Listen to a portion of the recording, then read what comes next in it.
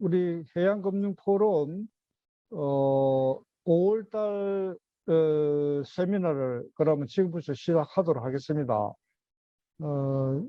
이미 공고해드려서 아시다시피 오늘 주제는 케미칼 선박 전문 사업적 운영 구조로서 또 풀사의 이해와 STO 펀드와의 연계 사업성 검토라는 주제로 정했습니다. 그리고 발표자는 지금 GSM 조제약 대표이사로 계시는 조윤성 박사께서 맡아주기로 하셨습니다. 아마 오늘 5월달에 또 좋은 날이고 이래서 많은 분들이 이 시간에 맞춰 들어오지 못하고 있는데 우리 그래도 정말 관심을 갖고 있는 분들은 다 아마 꼭 들어오시리라 생각합니다. 그래서 저는 오늘 또 우리 대학원 일반 대학원에 행사가 하나 있어가지고 지금 나와 있는데 제가 인사 말씀을 드리고 나면은 우리 윤희선 교수님께서 진행을 하도록 하겠습니다. 예, 그래.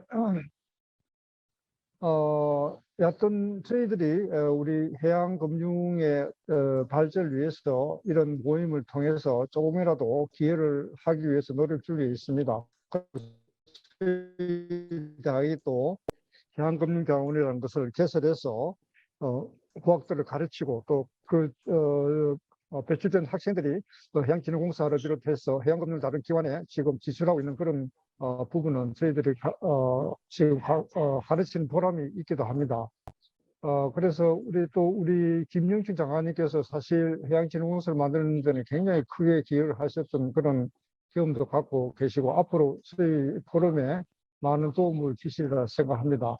예, 그래서 오늘 우리 김 장관님 저번에도 간단히 말씀했지만 그동안 어떻게 지내시는지 한번 근황을 한번 듣고 그다음 윤 교수님께서 제 대신에 진행해 주시면 감사하겠습니다.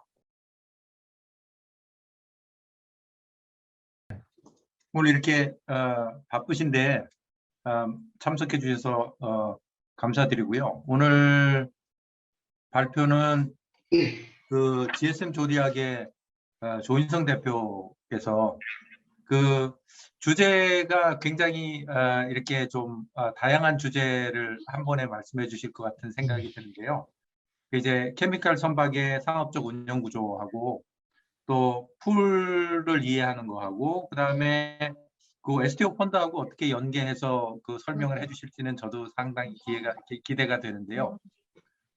일단 발표를 듣고 또 발표한 내용에 대해서 간단한 토론도 진행해보고 이런 순서를 진행하겠습니다. 오늘 들어오신 분들께서는 가능한 좀 이렇게 서로 얼굴 볼 수 있도록 예, 이 비디오 좀 켜주시면 감사하겠고요. 지금 최재용 대표님, 이 안병철 부장님 이렇게 들어오신 것 같은데 가능한 이렇게 얼굴 좀 보여주시고 그렇게 해주셨으면 감사하겠습니다. 그러면 화면 조 대표님 화면 공유해 주시고 네네. 그 내용 진행해 주시기 바랍니다.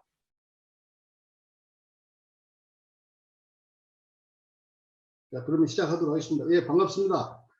저는 2020년에 우리 대학 해운경영학과에서 박사 학위를 취득하고 지금은 물론 그 전부터 선박 매매, 건조, 중개 및 용대선, 장기 용대선 중개업을 주 업종으로 해서 지금 서울과 부산에 사무실 두고 회사 경영을 하고 있는 조인성이라고 합니다. 반갑습니다.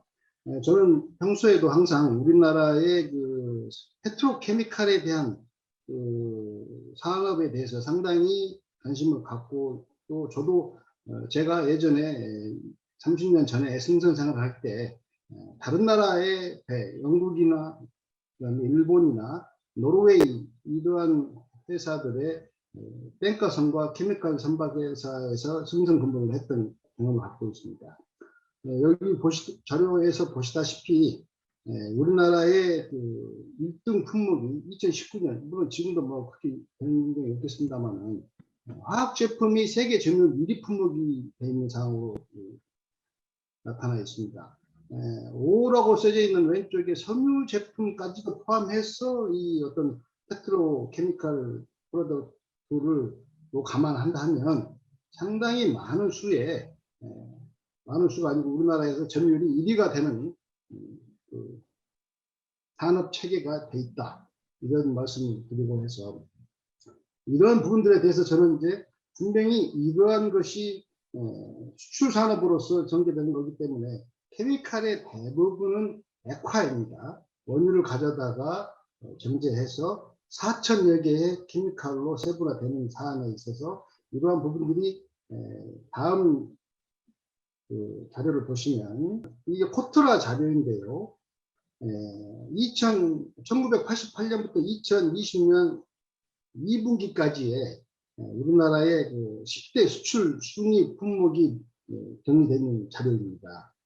보시면 3위 품목의 페트로케미컬 제품이라고 되어 있습니다. 그러나 이 합성 수지, PP 같은 합성 수지까지 합치면 자동차를 능가하는 제2의 수출 품목으로 되어 있는 사항이 있습니다. 수출 품목이라면 결국은 전부 다 선박으로서 거의 선박으로서 나가야 되는, 내보내야 되는 그러한 규모의 산업이 되겠습니다. 그래서 저는 이제 이러한 우리나라의 중화학공업의 산업 현황과 그 수출에 대한 현황을 봤을 때 분명히 이러한 산업 구조에서 우리가 충분히 해운, 특히 페트로케미칼에 대한 사항에 대해서 해운 산업에 대해서 분명한 가능성이 있을 것이다 라고 저는 확신을 갖고 있었고, 그럼에도 불구하고 그런 사람들에 대해서 뭔가 어떤 그런 그 연구 분야나 이러한 자료들이 많이 이루어지지 못했던 아쉬움이 있고 찾아보려 해도 찾아지지가 않더라고요. 그래서 제가 이제 뭐 잠깐 보여드리겠습니다만은 이 보이시죠? 지금 해가지고 제가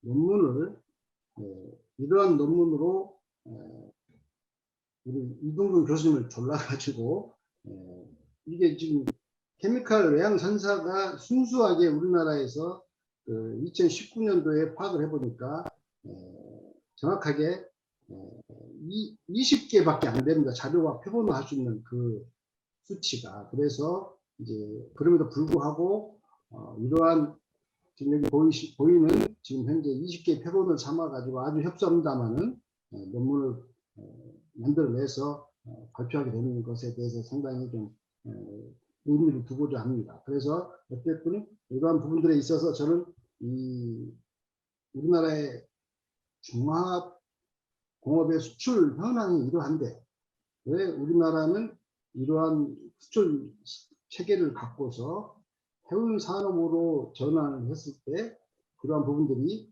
분명히 수출해 나가는 그러한 화물이 있을 것인데 우리나라는 케미칼 분야에 있어서는 세계적인 유수의 선박회사나 케미칼 해운 분야가 발목할 만한 효과나 또는 규모를 갖지 못하는가에 대해서 아쉬움을 항상 갖고 있었습니다. 또 그 반대 각도에서 볼 때 그렇다면은 이러한 부분들에 있어서 우리가 이러한 산업 구조를 가지고 있음에도 불구하고 우리의 케미칼 해운 산업 분야는 취약하고 허약한 어떤 이유와 의문이 뭔가 이게 분명히 있을 것이다. 이러한 것에 대해서 그러한 것을 파악하고 타파하게 해야 될 가치가 분명히 있는 기회의 산업이겠다.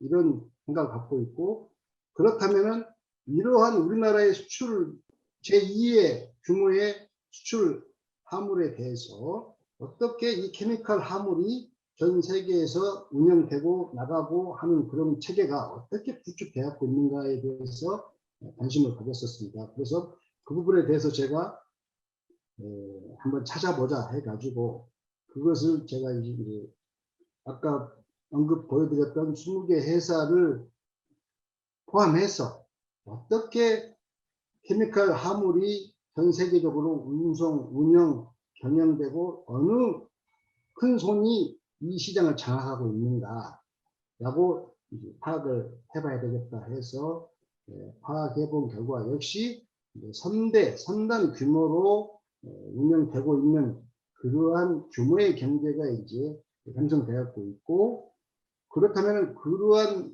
규모의 선단을 거대하게 운영을 하기 위해서는 후발주자인 우리나라의 선박회사들이 그러한 자리를 차지 못하는 배경은 바로 가장 큰 요인이 선단 규모의 취약성이구나.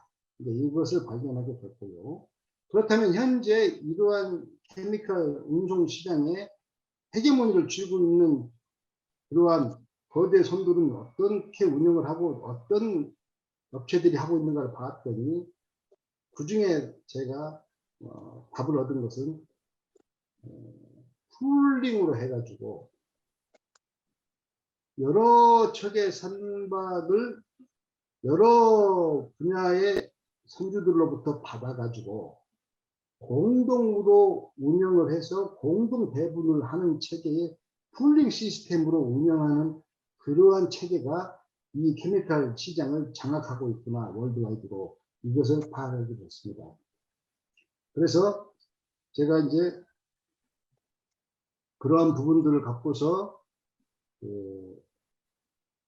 풀에 대한 운영하고 있는 전 세계적인 회사들을 한번 찾아봤더니 역시 유럽에 기반을 두고 있고, 그것들이 전체적으로 유럽 선주들, 그 다음에 일본 선주들이 다 장악을 하고 있다고 파악을 했습니다. 그래서 거기에 그 회사들이 누가 있냐고 봤더니 크게는 3개 정도가 운영되고 있었습니다. 거기에 회사가 에이스 퀀텀이라고 유럽에 기반을 두고 있는 풀사가 있었고, 또 들어보셨겠지만 한사라는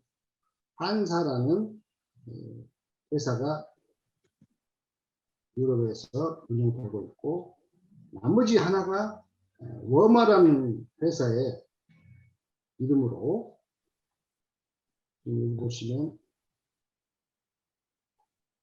환사를 하나 보여드리겠습니다. 제가 오늘 말씀드리고자 하는 풀은 워마라는 풀인데, 싱가포르에 헤드쿼터가 있습니다만 전 세계에 6개의 지부를 두고 운영하고 있는데, 일단은 그 부분은 조금 있다가 열람이 될 수 있으니까 여기서 보여드리는 것은 좀 한사 풀에 소속된 선박을 지금 하나 예로 보여드립니다. 그래서 지금 보시면 데드웨이트가 2만 톤급으로 해서 이게 전부 거의 코팅 재질이 스테인리스 코팅됩니다. 그래서 잘 아시다시피 케미칼 화물은 독성에 또는 용계, 녹이는 성질을 갖고 있는 화물들이 많다 보니까 최고로 가치 있는 코팅의 재질을 스테인리스로 치고 있습니다. 그래서 이러한 선박을 이렇게 많이 운영을 하고 있는 상황입니다. 그래서 이러한 시장들을 장악하고 있다, 이렇게 말씀드릴 수 있겠습니다. 자, 그래서 이 풀에 대해서 간단하게 설명을 드리도록 하겠습니다.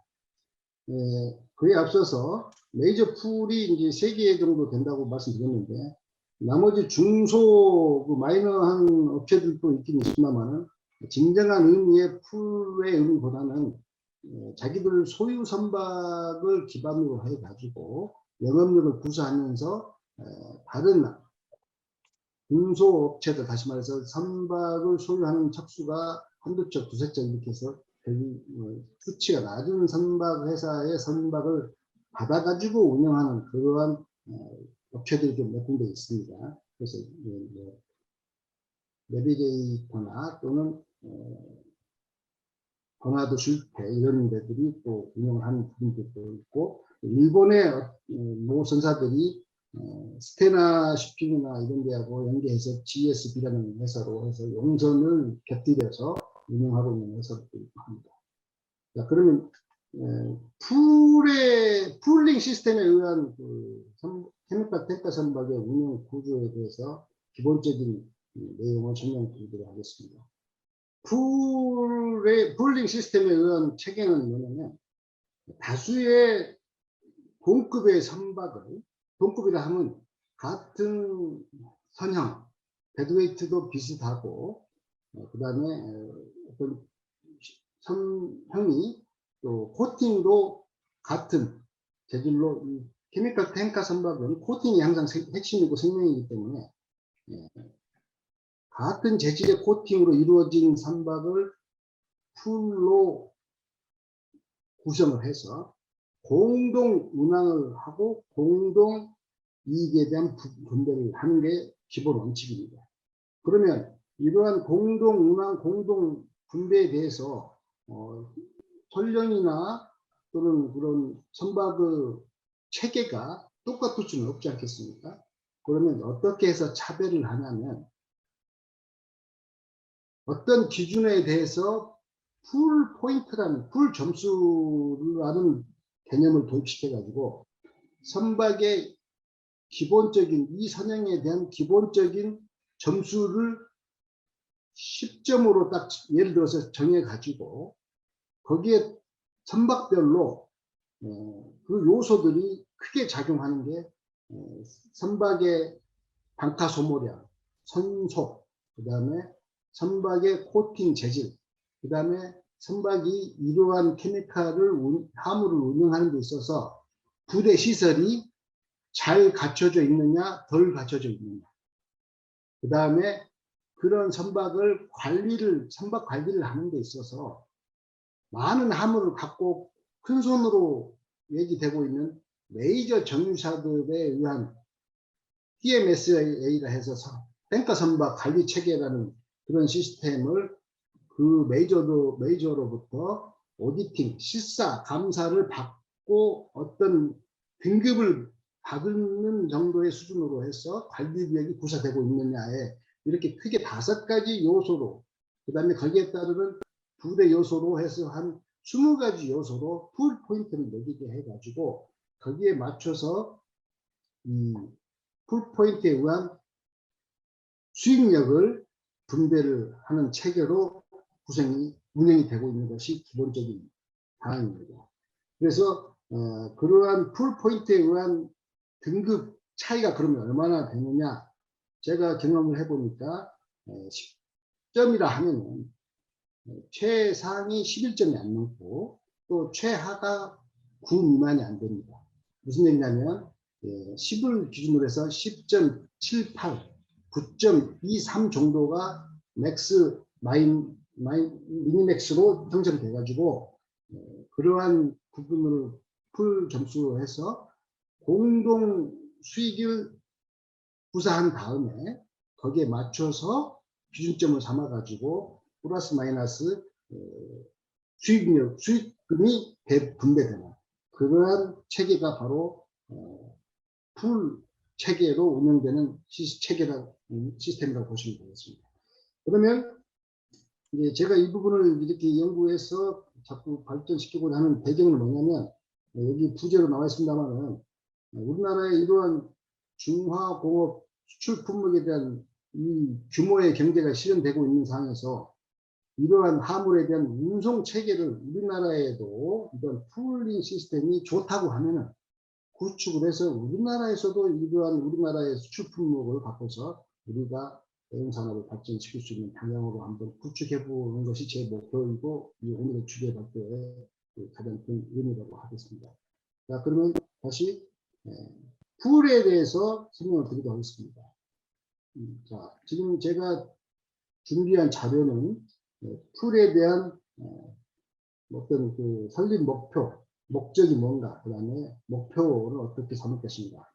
이거는 지금 현재 운영되는 풀에서 적용하고 있는 그런 내용들을 기반으로 해서 제가 작성을 했기 때문에 그대로 풀에서 이렇게 하고 있다라고 받아들이셔도 되겠습니다.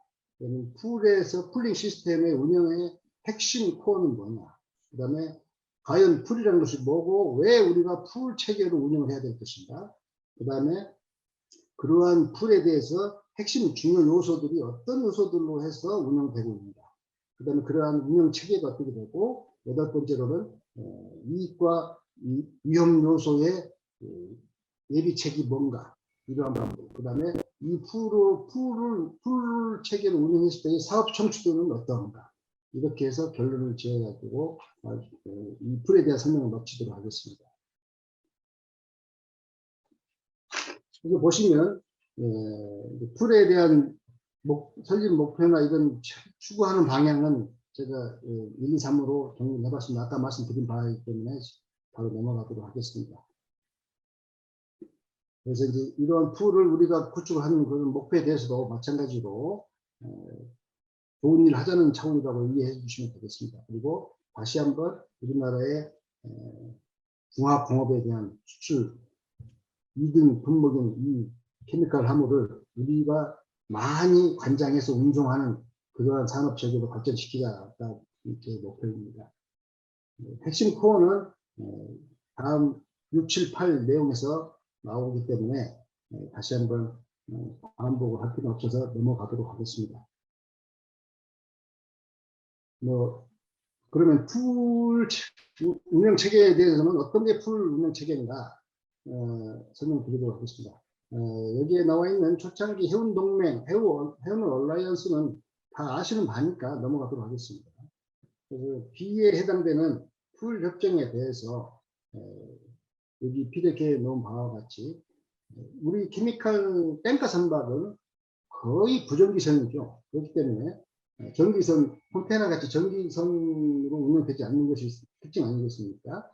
그래서 부정기선사에서 채택하는 그런 체계인데, 자사선의 한계를 극복하기 위해 유사선대의 선사 간의 동맹으로 특수 항로에서 일정 기간 내에 취득한 운임의 가운데 소정의 항해 경비 및 하역 비용 또는 방카비, 대리점비 등등등의 제반 비용을 제하고 순 운임 수익을 공동기금으로 모아서 약정한 기간에 그 동맹선사 풀에 소속된 선박의 실적들을 근거로 해가지고 선박의 선명에 대해서 미리 정해진 풀 포인트에 의해서 가감을 해가지고 수익을 배분한다. 그리고 풀 화물 영업 및 선박 운항은 전문 업체에 위탁하여 투명하게 운영되는 체계가 풀 체계라고 이해하시면 되겠습니다.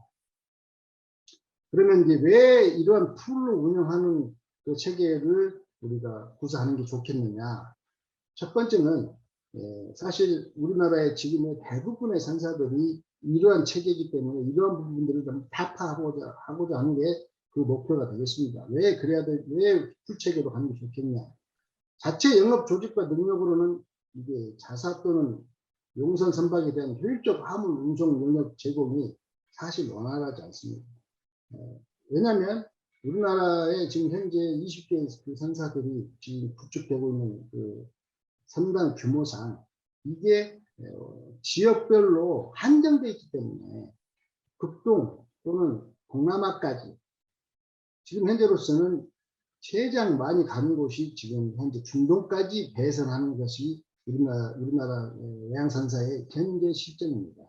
그런데 이 케미칼이라는 것은 아까도 말씀 모두에 나와 있습니다만은 이게 전 세계로 월드와이드 규모로 움직여지는 그러한 상황이지 어떤 리저널로 제한적으로만 이렇게 산업 체계가 형성되어 있지 않지 않습니까? 그렇기 때문에 이 운송 체계가 영업력이 전 세계 월드와이드 체계로 구축되어야만 되는데 지금 이러한 그 우리나라의 영세성을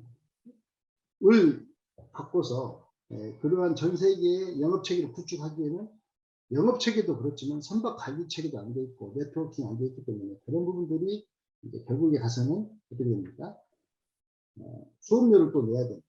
그러면서 많은 그런 수업료라는 게 어떤 클레임을 당하거나 또는 그 메이저를 직접 상대하기에는 벅차기 때문에 서브로 해서 2차, 3차 벤더로 나설 수밖에 없는 그러한 체계다 보니까 영업력, 운임력, 수익력이 아주 떨어지는 것이고 손실이 많은 그런 부분들이 있기 때문에 이러한 풀의 체계를 우리가 들어가서 같이 좀 공유하면서 향유를 했다가 힘을 빌릴 필요가 있다 이 말씀입니다. 그래서 이제 두 번째로는 그러한 사유들 때문에 심화되고 자꾸 변화되는 그러한 그 국외 각종 시장의 변동성, 규제, 그다음 방대한 정보, 그러한 정보에 대한 정보력 취재 불능 또는 소화 능력 부족, 그다음에 보이지 않는 영업 장벽. 그 보이지 않는 영업 장벽 어마어마하죠. 지금 우리나라에 아니면 또 페트로케미칼 시장에 있어서의 그 시장 산업 체계는 결국은 미국, 유럽, 일본이 이 리파이너리 원유 시장을 다 장악하고 있지 않습니까? 그러한 사람들에 대해서 우리가 보이지 않는 영업 장벽이 분명히 있는 것이고, 그러한 것들은 우리가 직접 타파로 하기에는 한계가 분명히 있기 때문에 이 영세성을 면치 못하고 있는 상황입니다. 급속도로 진화하는 영업 환경에 대한 대처 능력 한계와 고비용 문제, 또 각종 소송을 다반사와 대응 능력 부족, 어마어마한 소송들이 많이 있습니다. 디머리지 클레임 이런 부분들 우리나라 상사들은 사실 디머리지 클레임 회수율이 제가 알기로는 70%를 못 넘는 것으로 알고 있습니다. 그러나 이러한 풀들은 98% 이상 당에 바로 실적으로 계속 보고가 되고 있기 때문에 그러한 부분들에 있어서도 차이가 많이 납니다. 이러한 이유로 자체 가동 인력과 조직의 양성 및 운영의 고비용 저효율성이 문제가 되기 때문에 우리가 풀 체계로 운영해서 가야 된다는 의견을 드립니다. 그럼 이런 풀 체계에 대해서 그러면 어떤 강점이 있느냐? 첫 번째로는 월드와이드 운항 체계가 구축되어 있다는 것입니다. 이게 이제 왜 강점이냐면 다음에 가서 설명을 드리는 것보다는 지금 여기서 설명을 드리도록 하겠습니다. 지금 케미칼 시장 중에 운임 변화의 한 축이 되고 있는 요소 중에 하나가 뭐냐면 이 극동 지역에서 이 중남미로 가는 황산이 한 그 운임 상승의 축을 이루고 있습니다. 그런데 그 황산이 왜 지금 극동 지역으로 그렇게 가게 되는 배경이 되냐면 지금 이 극동 지역에서는 지금 이 광산이 이쪽에 칠레부터 해가지고 페루부터 해가지고 있지 않습니까?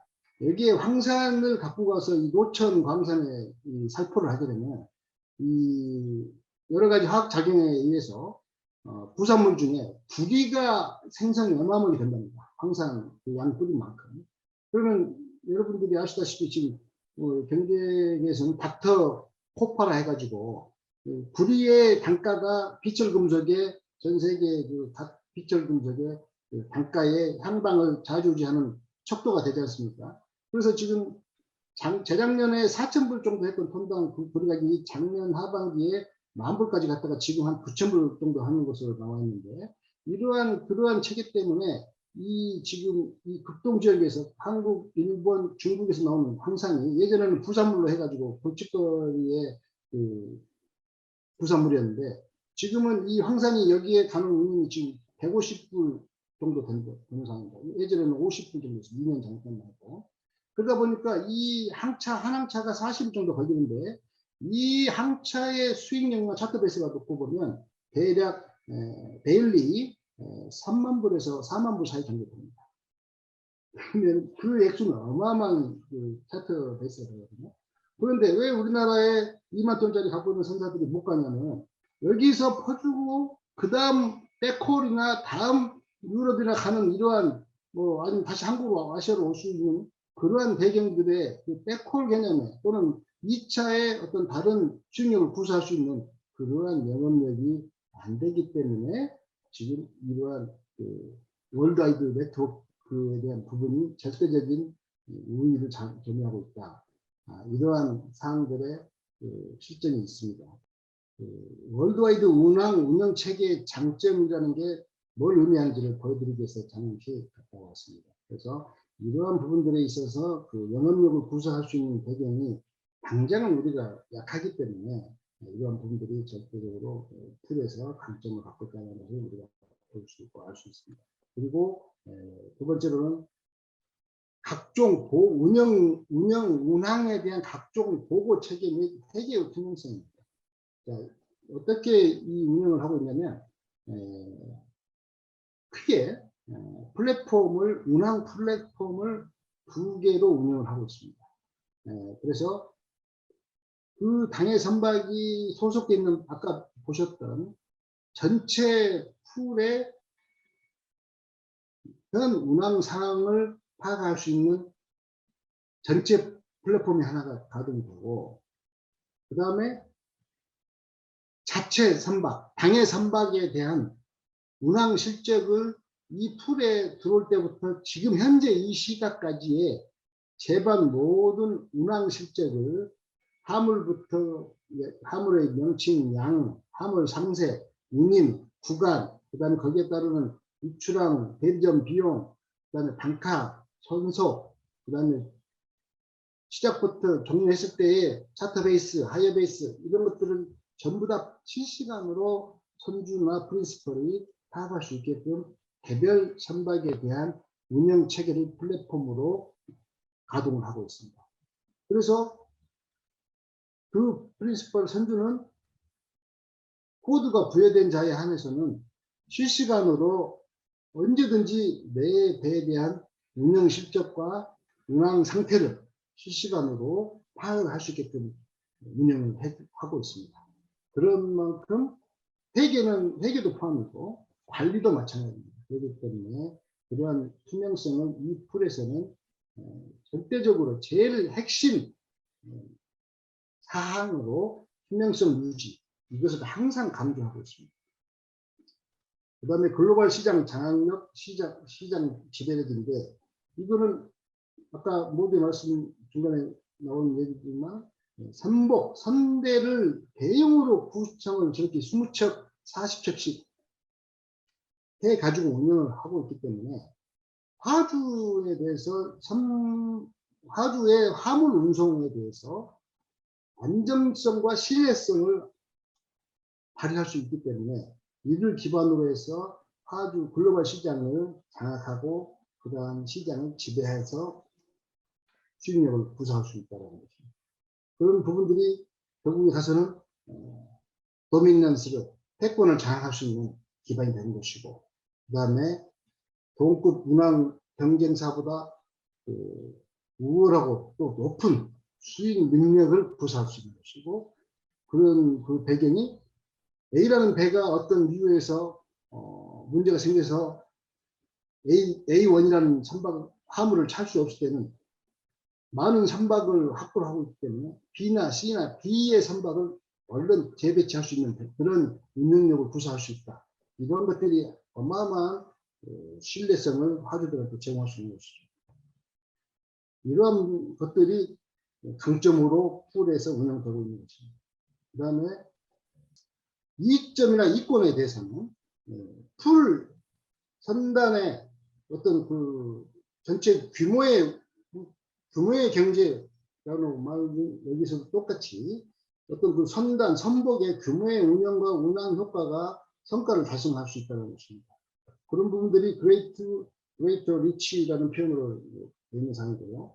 그러한 성과 달성이 또 다른 더 큰 성과를 운항 실적을 달성할 수 있는 기회를 갖게끔 한다. 아까 세계 지도 놓고 제가 설명드렸던 바와 같이 제가 작년에 투입했던 배 차가 일본에서 페루 가는 항산을 싣고 보냈습니다. 차터 베이스가 무려 35,000불 정도 나왔었습니다. 개인비. 그런데 그렇게 해서 그 당양차를 마치고 어디로 배송을 하는 능력을 발휘했냐면 콜롬비아에서 중남미에서 피시오일하고 피그오일을 싣고 로텔담으로 올려보내는 그런 영업력을 구사를 하더라고요. 그런 사람들이 바로 여기에 언급된 이점과 이권에 대한 강점, 규모의 강점, 영업력의 강점들이 복합적으로 적용되는 사항이 있다고 말씀드리겠습니다. 그래서 이러한 영업력이 그 풀에 소속된 여러 다른 선박과 선사들한테도 적용되면서 유기적으로 이런 것들이 효과를 발휘하기 때문에 다양한 어떤 개선에 따르는 전략을 구사할 수 있고, 그러한 부분들에 대해서 이 프린시펄들, 풀 멤버들한테도 정기적으로 1년에 2번 이상씩 미팅을 상호간에 해가지고 그러한 정보 교환과 사업 교류 이런 것들을 갖게끔 시행하고 있는 상황이 있습니다. 그런 얘기는 뭐냐면 지금 이러한 풀에 집어넣는 그 선박들의 선주들이 우리나라 같이 선박회사 그 대부분이 아니고 제가 보니까 해외 같은 경우에는 펀드들이 선박을 사가지고 여기에다가 집어넣는 그런 유럽과 미국의 선주들을 보니까 전부 펀드사들입니다. 펀드사들. 이러한 구조로 형성되어 있는 그런 풀에 있어서는 그 규모의 어떤 바게닝 파워를 갖고서 이 대형 화주들, 메이저들, 여기에 보면 쉐드나 BP나 토탈이나 엑슨모빌 이러한 대형 화주들과의 영업력 및 관계 개선 형성을 계속 지속적으로 하고 있습니다. 그렇게 해서 다시 또 다른 규모의 경제, 규모의 사업 운영성 그러한 것들을 실현하면서 기회를 또 이렇게 해가지고 또 만들어내는 그러한 운영을 이점을 구사하고 있는 상황입니다. 자, 그러면 어떻게 운영을 이 풀을 경영을 하고 있는가? 아까 가장 중요한 핵심이 투명성이라고 했지 않습니까? 그래서 먼저 재무 체계에 대해서 말씀드리도록 하겠습니다. 재무 체계를 보니까 풀 수익과 지출에 대한 부분을 아까 말씀드렸지 않습니까? 플랫폼 외에서 실시간으로 구사해 되고 있습니다. 그 다음에 이러한 부분들이 실시간으로 구사되는 부분은 제가 다시 한번 보여드리겠습니다. 이러한 보고 체계가 월간 단위로 정산이 됩니다. 그리고 이러한 그 정산에 대한 부분이 당연히 공정하고 투명하게 풀포인트에 의해서 분배가 되고요. 또 그러한 운임 최선료 회계야 이런 부분들은 당연히 포함돼서 그렇게 되는데 아까 잠깐 말씀드렸다시피 여기는 지금 현재 디머리지나 클레임에 대한 사항이 당해항차에 발생하게 되면 자기들 풀 운영비로 해서 먼저 그 당해 선박한테 발생한 그런 디머리지에 대해서 80%를 선 지급을 합니다. 회수가 안 됐더라도. 그리고 그러한 디머리지에 대해서는 클레임에 대해서 법률팀에서 98% 이상의 회수를 실현하고 있는 상황으로 해서 다음 달 또는 다다음 달 또는 그 다음 길게 3개월 이상 계약 보통 3개월 이내 다 끝나게 되어 있지 않습니까? 우리가 용선 계약을 할 때, 화물 계약을 할 때, 운송 계약을 할 때 그러한 부분들을 다 커버링해서 회수해 가지고 다음 또는 차차기 정산에 포함시켜서 정산을 해주고 있습니다. 실제로 제가 지난 11개월 동안 매달 그렇게 경험을 했고 그러한 사안을 토대로 이 내용을 말씀드린다는 점을 한번 말씀드립니다. 그 다음에 이러한 그 풀에 대해서 운영은 워킹 캐피탈이라고 해서 각 선박별로 처음에 도입 초기 가입비라고 생각하시면 되는데 운전 자금이 선도금으로 제시가 되는데 이거는 단가비하고 차단차 대리점비 및 운항 경비에 해당되는 금액이 일정 금액이 있습니다. 이러한 금액이 20척이 쌓인 금액이 이제 워킹 캐피탈로 운영이 되고 있기 때문에 이러한 워킹 캐피탈에 의해서 운용력을 저렇게 시간이 지체됨이 없이 구사가 될 수 있는 부분들이 있다는 말씀입니다. 그렇게 운영되고 있습니다. 그래서 이러한 회계 제한 부분을 그러면 어떻게 감사받고 공시하느냐?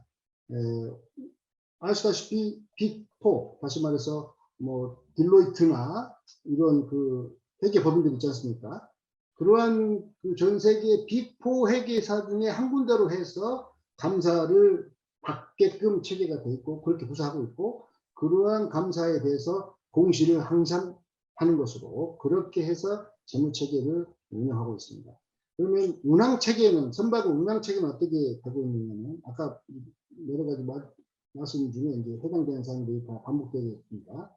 풀포인트에 의해서 공정히 운영되고 정식으로 용성 계약서의 체계가 계약이 체결되는데 이러한 부분들에 대해서는 구체적인 사항은 다 이제 그렇게 용성 계약서가 체결된다는 것만 말씀드리겠습니다. 그다음에 정식으로 물론 다른 용성계약도 마찬가지입니다만 어떤 그 해지에 대한 부분에 사전 통보에 대해서 3개월 또는 2개월 그런 3개월로 됐습니다.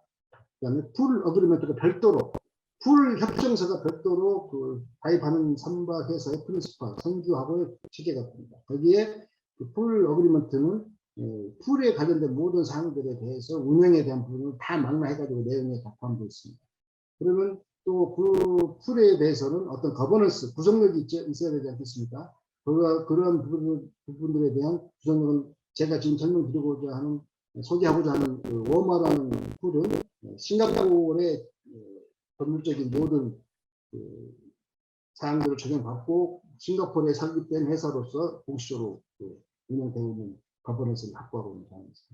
그 다음에 테크니컬과 오퍼레이셔널 분야에 있어서는 1년에 2번씩 테크니컬 미팅을 해가지고 또는 또 주기적으로 선박의 그 풀포인트 변경에 대한 사항들을 평가해서 계속 업데이트를 하고 있습니다. 이러한 사항으로 해서 기술적인 부분들을 정리를 하고 거기에 따르는 풀포인트의 즉시 반영이 적용되면서 어떤 그 규모에 의한 운영 효과를 실현 구현하고 있는 상황이 있습니다. 예를 들어서 여기에 간단하게 하나의 토이지 디스카운트라고 되지 않습니까? 선단을 많이 운영하고 있다 보니까 각 항만, 각 배점에 대한 그러한 바게닝 어떤 그 디스카운트 이런 부분들을 말씀드립니다. 그래서 이제 기본적인 이 풀의 전제가 뭐냐 그러면 모두에도 간단히 말씀드렸습니다만 수익 공유 개념이 실현 구현된다는 것이고 그 다음에 그럼에도 불구하고 어떤 그 당해 선박의 독립적 운영 개념이 인정된다 라는 것입니다. 그렇기 때문에 풀포인트가 이제 다 다르게 적용되는 것이죠. 나이 든 배나 또 연료를 많이 쓰는 배나 시설이 별로 안 갖춰져 있는 배가 같은 풀포인트로 적용돼서 같은 수익을 가져갈 수는 없는 것이 여기에 이렇게 적용한다는 의미입니다. 그 다음에 이제 풀은 그렇게 해서 운영을 하는 데 있어서 풀 어그리먼트에 나와 있는데 각 항차별로 운영하는 데 있어서 수수료가 책정된 수수료가 있습니다. 방향차별로 250불, 그 다음에 2.5% 이런 부분들이 있습니다. 그 내용은 이제 구체적으로 봤을 때 운영될 수 있는 것이 있습니다. 그 다음에 풀 다큐멘트에 대한 부분에 대해서 문서 및 이러한 보고서가 유지 및 투명하게 공정하게 평가되고 보고되고 또 그 플랫폼에 유지가 되고 있기 때문에 언제든지 살펴보고 감리 감독을 할 수 있는 체계로 운영된다는 게 기본 전제입니다. 그런 차원에서 이런 그 플랫폼은 두 개 운영되는 플랫폼은 전 세계적 수준의 전 월드와이드 클래스의 IT 시스템으로 그 플랫폼이 운영되고 있습니다. 아까 잠깐 봤던 그 부분이 이제 전체 그 풀에 소속된 전체 풀의 그 플랫폼 엔진 하나였습니다. 그 다음에 이제 이러한 풀에서의 운영에 따르는 이익과 또는 그런 위험 대비책은 뭐냐? 먼저 선주를 대상으로 했을 때 투명한 운영 체계 유지가 가장 핵심이다. 이러한 부분들에 있어서 그래서 수익이 공유되는 개념을 적용한다. 한 달 또는 1년간의 각 선박 성과에 따라서 공정한 수익 배분이 보장하면서 또 매달 한 번씩 지불을 하고 있는 상황입니다.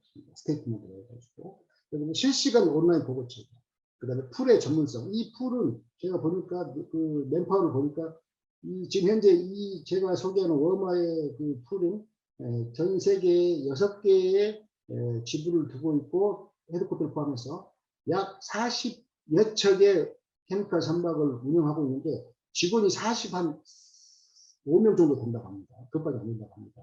그러면서 그 직원들 중에 특히 영업하고 운항하는 그 직원들의 가장 짧은 그 관련된 분야의 경력 연수가 10년이랍니다. 10년. 가장 짧은 사람이.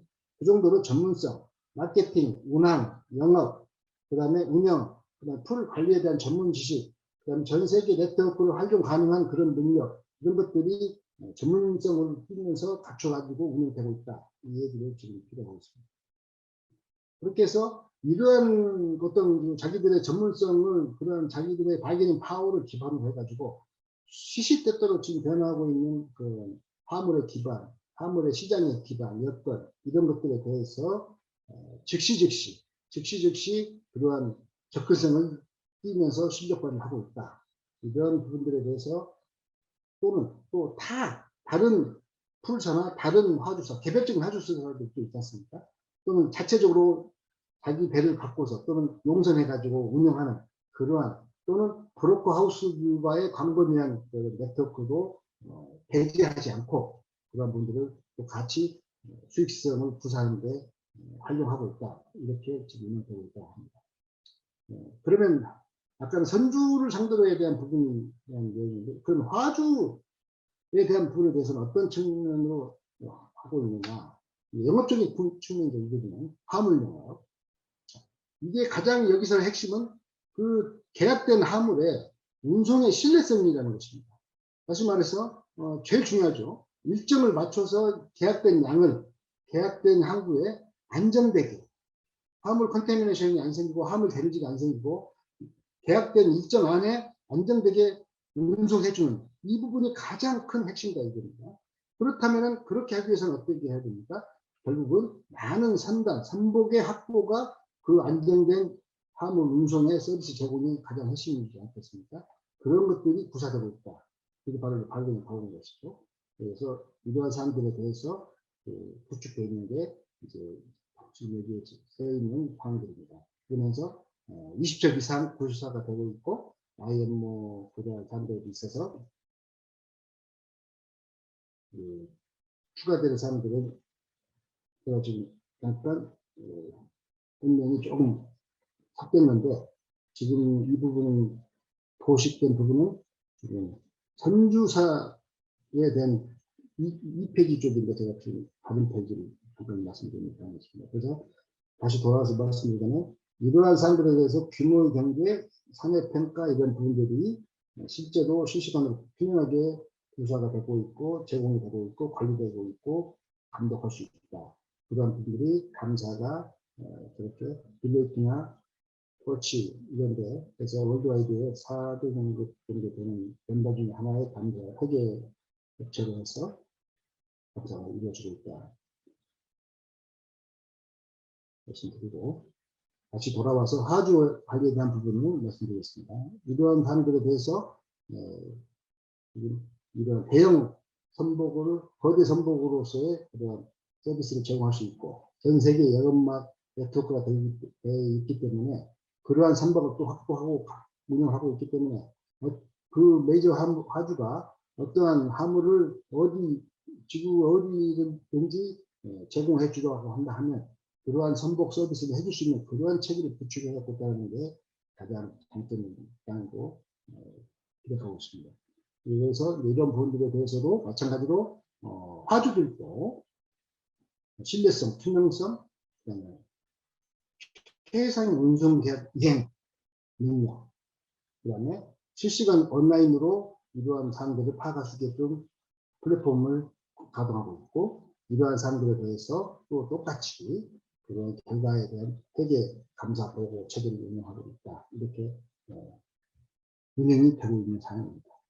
이상으로 풀에 대한 사항들에 대해서 대략적인 구조와 운영 체계를 설명드렸고 간단하게 이 풀이 지금 현재 시장에서 그럼 어떤 수익성의 경쟁을 갖고 있는 사업 성취를 올렸느냐 라는 것을 간단하게 도전을 하고 있습니다.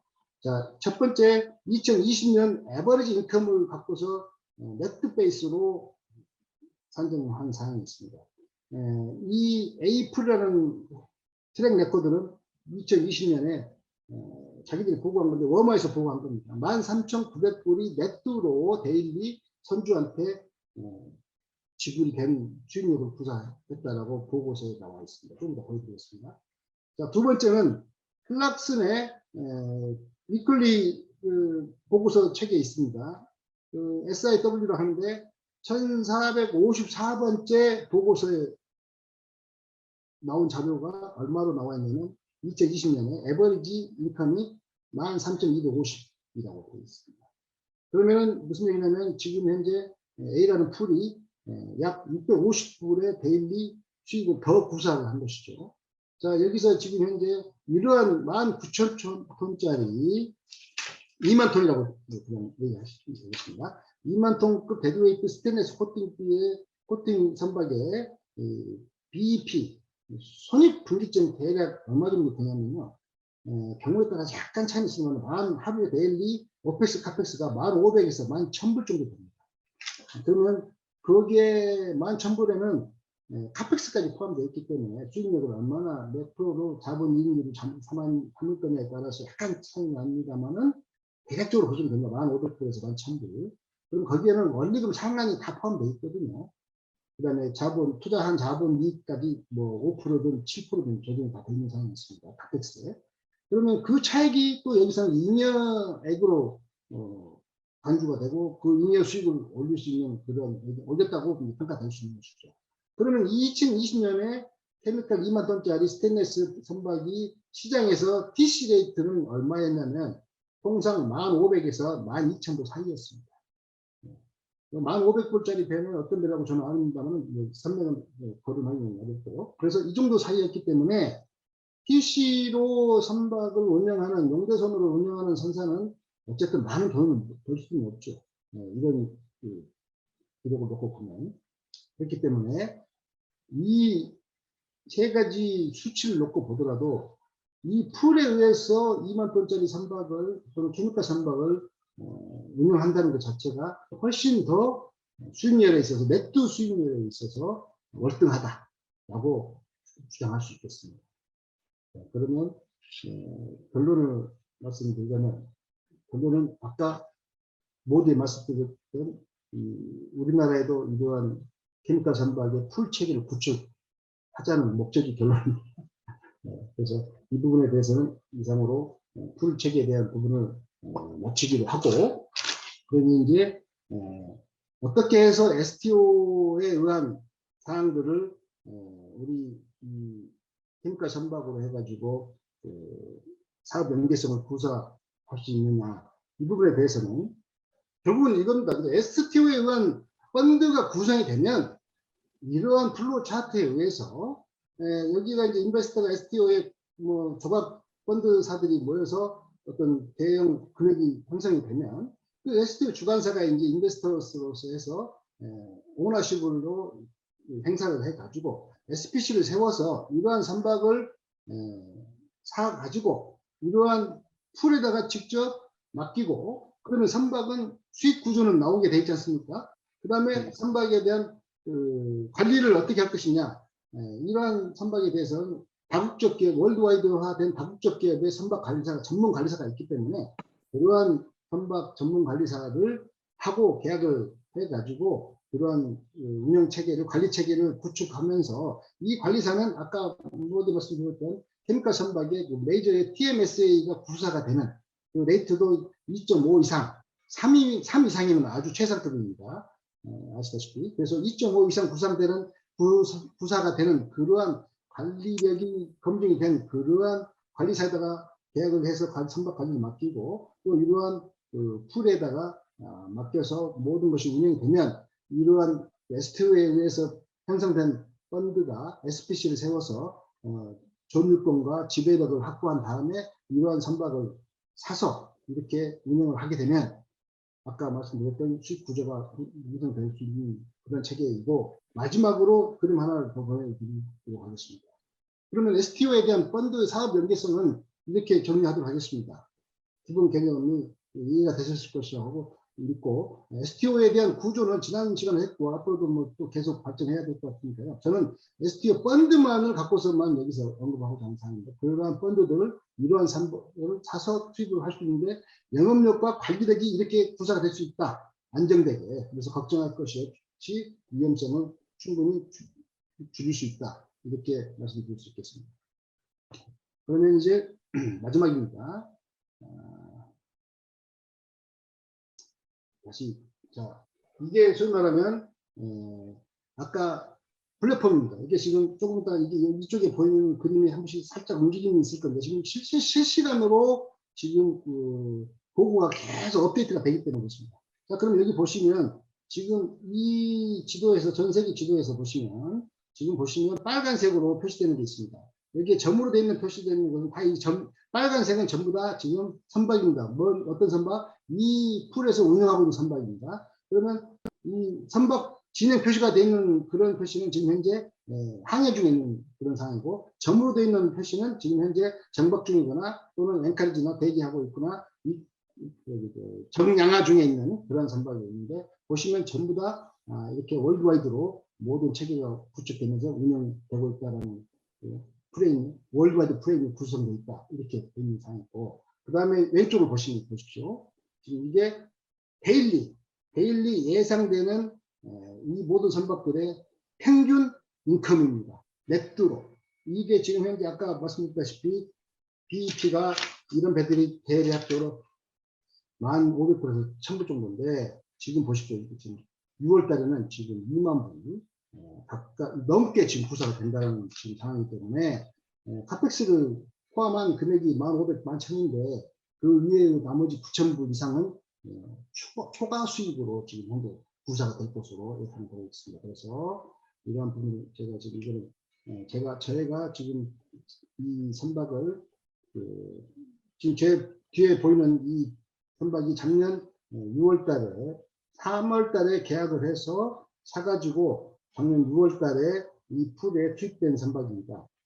그래서 지금 현재 이 선박이 현재 11번째 운송 수입을 수취해 갖고 있고, 상당히 성공적인 작품으로 되어 있고, 여기 보시면 이게 지금 제가 지금 이게 지금 전체 풀의 그 플랫폼이고, 개별에 대한 플랫폼은 이겁니다. 이건데 이거 보시면 모르겠는데 어쨌든 그까지는 들어가면 시간이 잘 안 되는 것 같고, 그 다음에 지금 현재 2만 톤짜리 서스 케미컬 선박을 SPC로 설립해서 STO 자금으로 구매했을 때 이 선박이 지금 현재 이보니 레이라는 선박인데 2008년상입니다. 근데 지금 1,400만 불 구사되고 있습니다.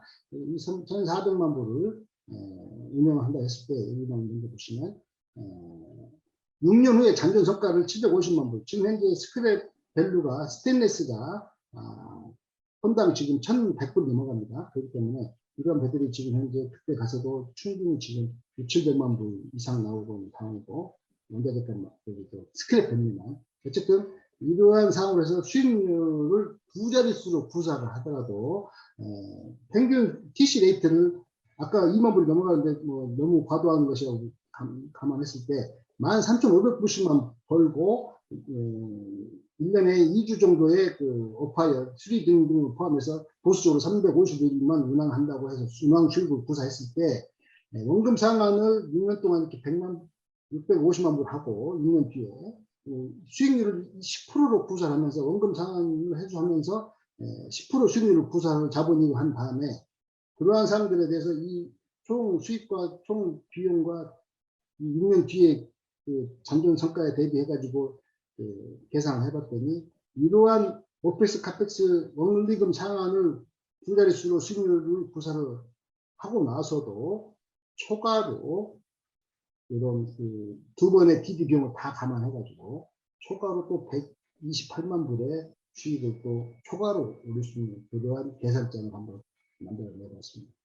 이렇게 해서 이러한 사업을 해가지고 이 풀의 운영 구조 방안이 훨씬 더 개별적으로 이런 케미컬 선박을 운영하는 우리나라의 현 실정보다는 지금 충분히 더 위에 있다. 여기 보시면 가운데 부분이 지금 2만 톤짜리 풀에 들어가 있는 2만 톤짜리 스테인리스 탱카 풀이라는 이름의 지난 과거 평균 수익률입니다. 보십시오. 지금 데일리 이거는 인컴이 선주들한테 해당 선주들한테 보내줬던 수익률입니다. 아까 2020년에 13,900이죠. 13,900. 지금 보시면 에버리지 2015년부터 2020년까지 14,000불 구사를 했습니다. 그러면 지금 BEP가 지금 11,000불 잡고 3,000불의 잉여수익이 또 생긴 상황이고, 아까 그 플락슨 대비해서도 1,000불 이상의 수익률이 추가로 발생되고 있다. 이 풀에서 운영하는 트랙 레코드가 이런 부분들에 대해서. 그래서 왜 우리가 이렇게 풀을 운영해야만 되는 것이고, 이 풀의 체계를 우리가 한번 학습을 해서 꼭 구축을 해야 된다는 어떤 가능성과 필요성에 대해서 말씀드리고 강조하고자 오늘 시간을 주셔서 감사합니다. 이상입니다. 그 오늘 발표 내용을 간단히 그 요약을 해보면, 그 우리나라가 케미컬이나 석유 제품 쪽에 그 수출 물량은 상당히 많은데 해운은 잘 발달돼 있지 못하다 하는 그 괴리에서 출발을 해서, 그 다음에 이 케미컬 탱커나 제품류 선 쪽에서는 풀링이라는 게 있으니까, 풀링이 사실 새로운 건 아닙니다. 풀링이 예, 아주 맞습니다. 오랫동안 예. 운영이 돼 왔던 거고, 그런 풀링이라는 시스템이 있는데 왜 우리는 풀링을 통해서 지금 이렇게 그 수출 쪽에 활발하게 진행되고 있는 거를 우리는 하고 있지 못할까 하는 거에 대한 퀘스천을 던지셨고요. 그 다음에 그거를 우리도 한번 해보자 하는 거고, 그 마지막에 그 선주업 그 STO를 통해서 선주업을 육성하고, 그 선주들이 케미칼 선주나 프로덕트 선주들이, 뭐 프로덕트까지는 진행하지 않았지만 케미칼 선주들이 풀에 집어넣어서 운영함으로써 우리도 이런 그 수익력이 좋은 안정된 수익을 가질 수 있는 것을 향유해 보자, 이런 취지로 말씀하셨어요. 예. 제가 알기에도 프로덕트 탱커는 다른 해운 영역하고는 다르게 마켓 프로핏이라고, 그 이제 돈을 버는 원천이 시황 이윤, 그러니까 싸게 사서 비싸게 파는 거로 이익을 내는 거가 이제 일반적으로 그 해운 쪽에서 많이 일어나고 있는 이익 실현의 형태인데, 그거보다는 어떤 마케팅이나 오퍼레이셔널 엑스퍼티즈, 그러니까 그런 전문성이 작용하는 영역이거든요. 그래서 그러다 보니까 시황 변동성은 상당히 축소돼 있고, 그렇습니다. 그다음에 아까 안정되는 그렇게 안정적으로 이익을 내는 게, 장기간 안정적으로 이익을 내는 게 가능한 섹터거든요. 그래서 예. 그런 부분에 대해서 굉장히 그 의미 있는 그 어떤 포인트를 오늘 그 이야기를 해주셨고요. 실현이 되고 있는 지금 시장이니까, 실현이 예. 되는 시장이기 때문에 그런 어떤 펀드나 STO 자금들이 있으면 이런 것들을 구사할 수 있는 매개체가 될 수 있겠습니다. 예, 예. 그래서 저희가 시간이 이제 보통은 이제 1시간 정도 해서 그 이기환 원장님께서 주재하시면서 그렇게 진행을 하셨는데, 저희가 한 10분 정도 더 써서 뭐 여기 이제 그 케미칼 시장에 대해서 어느 정도 알고 계신 분들도 있을 거로 생각을 하는데요. 해운 쪽에서는 또 금융 쪽에서 케미칼을 보는 시각이라든지, 오늘 발표하신 내용에 대한 질문이나 코멘트, 이런 부분이 있으면 조금 받아서 한 10분 동안 시간을 쓰도록 하겠습니다. 일단 의견이 있으신 분들 먼저 조금 나서서 말씀해 주시기 바랍니다.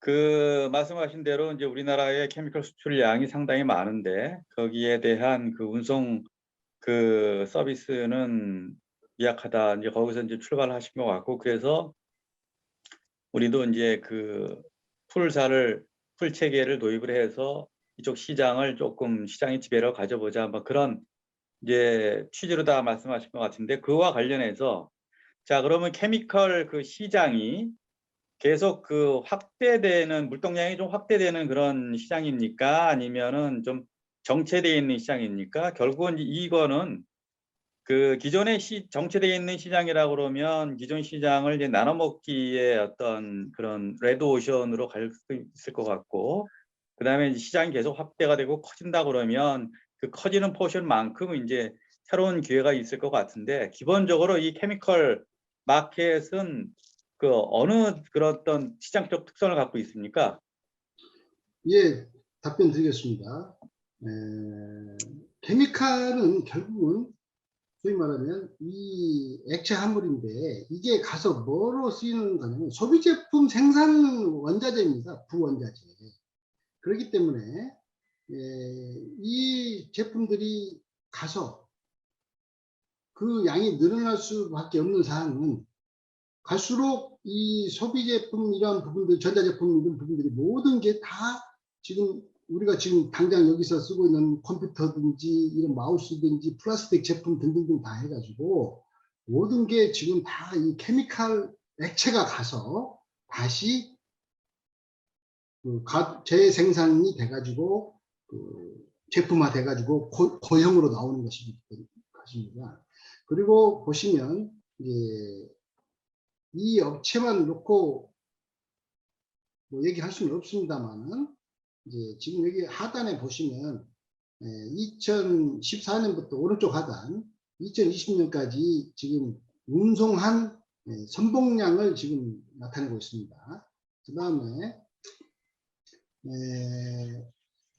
우리나라의 석유화학공업협회에 거기 들어가서 보시거나 그 다음에 아까 모두에 봤던 코트라의 그 수출 품목 증감도에 대한 비교 자료를 보시면 어쨌든 간에 지금까지는 계속 그 페트로케미칼은 증가 일로에 있어 왔습니다. 그래서 그러한 부분들이 어떤 그 구체적인 정세 때문에 약간 뭐 주춤하는 경우도 없지 않아 있었습니다만은 어쨌든 우상향으로 계속 그 화물 수출액이 늘어났다는 것은 결국은 우리나라에서 나가는 그 운송건이 양이 계속 늘어났고 또 그에 따르는 사항들은 결국은 해외 경제 시장이 계속 우상향으로 증가일로에 있었기 때문에 세계 공항을 빼고는 그러한 부분들이 결국 소비제품으로 전환하는 그 생산자로 쓰이는 것이 케미칼이다. 이 말씀을 드리면서 앞으로 상당 기간은 인구가 줄어들지 않는 한 산업이 발전하면 발전할수록 우상향 곡선으로 증가일로에 있겠다. 이렇게 말씀드립니다. 제품에 대한 수출 부분도 그렇고 운송 부분도 그렇습니다. 전 세계 물류상. 그 다음에 두 번째는 지금 선박입니다. 선복. 자, 블루오션이냐 레드오션이 될 수 있지 않냐 이런 부분들에 대해서는 지금 당장 지금 현재 케미칼 탱커 선박이 지금 지어놔지지 않고 있는 상황이 있습니다. 그 이유는 스테인리스 스틸이 최근 작년 올해 들어서 지금 30% 이상 올라버려 가지고 지금 스테인리스 코팅 빼는 대부분 95% 이상이 일본에서 다 만들어져 지금 왔습니다. 지금도 그렇고 그 다음에 조선소 배경도 그렇게 있는데 지금 현재 지난 2년 3년 동안에 컨테이너하고 벌크선이 어마어마하게 수주가 되는 바람에 지금 케미칼 탱크 같은 경우는 수주도 제대로 되지도 않지만 또 야드가 있다선 치더라도 근데 없고 그런데 또 스테인리스 이 재질값이 30% 이상 올라가지고 지금 현재 2만 톤급 이 신조가가 대략 3,500만 불에서 700만 불 사이 정도가 재작년까지의 그 건조 단가였습니다. 그런데 지금 현재 4,500만 불에도 지금 발주를 못하는 그러한 지경에 있습니다. 그렇기 때문에 상당 기간 지금 케미칼 스테인리스 배는 지금 현재 13K 13,000톤짜리 급은 아예 시장에 지금 없습니다. 거의 없고 최근에 오리엔탈 로즈라는 배가 나왔는데 2008년산인데 원래 한국 바이어들은 780만 불에서 850만 불 얘기를 했습니다. 그런데 결과는 어떻게 되냐 1100만 불에 팔렸습니다. 최근에. 그 다음에 지금 2만 톤짜리 배도 지금 거의 사라졌습니다. 시장에서 매물이 중고선이. 그러한 지금 현재 선복 수급 상황이 있다는 현 시황이 이렇습니다. 그래서 향후 당분간은 최소한 5년 이상은 제가 볼 때는 강세로 가지 않을까 하는 예상을 해봅니다. 이상입니다. 안녕하십니까. 저는 이제 6월 1일부터 이제 폴라리스 탱커팀 팀장으로 갈 이명호고요. 지금 해양금융대학원 비전일제 10기로 공부하고 있습니다. 뭐 좋은 말씀 잘 들었고요. 저는 사실 그 아까 이제 그 참 질문하신 분의 케미칼 물동량에 대한 부분에서 저도 이제 대리임 코퍼레이션에 근무할 때 케미컬과 13K 그리고 17.5K, 19K 서스 저희가 이제 제가 뭐 두 선영 각 케미컬과 클린에 대한 제가 영업 파트장을 했었습니다. 그 당시에는 케미컬 같은 경우는 케미컬 배만 있으면 돈을 번다라는 그런 게 강했는데 최근에 이제 중국이 전체 락다운을 하고 락다운과 그리고 그 중국 자체 내 자급 파라자일렌 PX에 대한 그 자급 자족 물동량이 늘어남에 따라서 그 뭐 한국에서 중국으로 가는 쉽게 말해서 이제 국내 소위 뭐 만 톤 언더의 선주들이 호황을 누리다가 그런 물량이 이제 뭐 좀 줄어들어서 시황이 나빠진 거 플러스 뭐 중국의 락다운에 대한 아예 물동량 자체가 사라지는 문제 때문에 사실 그 근해 코스탈 케미컬 선사들의 좀 그 시황이 데미지가 입었을 거고 최근에 VLCC를 제외한 나머지 뭐 클린 제가 뭐 지금 한바다에서 뭐 LR하고 MR 브로킹을 하고 있지만 사실 클린 쪽은 굉장히 좋습니다. 왜냐하면 물동량이 그만큼 늘어나니까. 그리고 국내 정유사들은 지금 수출 물량이 많아서 케미컬 시장만 딱 놓고 보면은 수출 물량은 뭐 돈이 되지만 사실은 그 외에 물동량이 그 사우스 아시아에서 돌아오진 물동량이 없기 때문에 그 전반적으로 뭐 케미컬 선사에 대한 시황이 좀 좋지 못한 부분이 있을 거고 그리고 발표에서 말씀하셨던 그 19K, 20K를 말씀하셨는데 제가 알고 있는 바로는 국내 선주들은 그만큼 뭐 최근에 19K 이상의 서스를 트라이하려고 하고 있지만 기존에는 선주들이 그러지 못한 부분과 뭐 좀 영세한 규모 그렇기 때문에 풀을 집어넣기보다는 기존의 그 국내에서 활동하시던 오랫동안 20, 30년 활동하신 케미컬 선사들이 화주와의 CO 그 릴레이션십을 통한 CO를 가지고 베이스 카고를 갖고 영내에서 커버하기 때문에 그걸 굳이 국외로 그러니까 말씀하신 것처럼 워마나 아니면 뭐 스톨트 같은 뭐 딥시로 뛴다는 그들 표현에서 그들과의 그 경쟁력이 있을 때는 오일 메이저 뭐 이런 부분에서도 사실 비용 투자하기가 굉장히 영세한 수준이기 때문에 아직까지 제 개인적으로 봤을 때는 그렇게 그 풀로 가기에는 조금 퀘스천 마크가 뭐 있을 거라고 저는 생각하고 실제 제가 머스크라든지 국내 그러니까 해외 글로벌한 풀로부터 저희 대리매수 때 MR과 LR에 대한 풀 오퍼를 받았습니다. 근데 실제 제가 그 당시 비교했을 때는 뭐 플래그가 제주 플러그였고 선월도 국내 선월을 썼기 때문에 교대 비용이나 이런 걸 감안했을 때는 월드와이드로 뛰는 것보다는 저는 그냥 중동과 파이스트에서 여기서 뛰는 게 그런 매니지먼트 코스트에서 좀 경쟁력이 있다고 생각해서 저 내부적으로 그룹사에서도 심각하게 풀을 고려를 했었거든요. 말씀하신 그런 월드와이드 그다음에 뭐 그 당시 뭐 이명호 파트장이 능력이 있느냐까지 몰렸지만 사실 그 수익성을 따져봤을 때는 모르겠습니다. 그냥 국내 관리사를 쓴다고 한다면 그리고 월드와이드의 관리사를 쓴다 치더라도 결국 비용 문제에 기울되고 뭐 하다 보면 그러니까 저는 사실 풀에서는 국내 선주가 국내 관리사와 국내 선원을 메인이 쓰고 그다음에 국가 필수 지정 선박으로 지정된 상황이라면 풀보다는 그냥 뭐 매니지먼트나 차라리 타임 차터가 좀 낫다라고 생각을 했습니다. 이상입니다. 저는 실제로 이제 풀에 집어넣어서 운영을 해본 사람으로서 그런 어떤 그 기록을 갖고서 경험치와 수치를 갖고서 말씀드린 부분이 있고 한 말씀을 드리자면 대림이 어떻게 운영한 부분에 대해서는 저도 잘 알고 있는데 우리 그 방금 말씀하신 이 팀장님의 그 관점하고는 실질적인 상은 상당히 괴리가 있다라고만 말씀드리겠습니다. 그래서 저희가 이번에 그 발표하신 내용을 어떤 우리 해운이 가질 수 있는 기회 영역이 있는지에 대한 한 번의 그 비짓으로 보는 게 맞는 것 같고요. 그 다음에 그랬을 경우 우리 금융이 역할을 한다면 어떤 형태로 할 수 있을 것인지 하는 거하고 지금 이제 얘기하고 있는 국내 선주를 육성한다고 하는 데서 어떤 선주업의 한 영역으로서 그 케미칼이나 프로덕트에 대한 진출 영역에 대한 고려, 그거에 대한 자금 조달의 방법으로서 STO의 활용, 그렇습니다. 이런 부분에 대해서 전체적으로 한번 생각을 다시 해보는 그런 좋은 시간으로 제가 생각을 하고요. 그런 면에서 오늘 이런 영역, 이런 주제로 발표를 해주시고 그 토론해주신 분들께 감사드립니다. 이런 새로운 분야에 대한 정보가 쉐어링되고 그 다음에 서로 논의를 하면서 발전할 수 있는 토대가 이제 점차 구축이 되고 쌓여 나갈 거로 생각을 하거든요. 그래서 오늘 좀 예상보다 길게 간 포럼이 됐는데 이런 포럼에 적극적으로 참여해서 발표하고 토론해 주신 분들께 감사드리고 오늘 포럼은 여기서 마치도록 하겠습니다. 예, 감사합니다.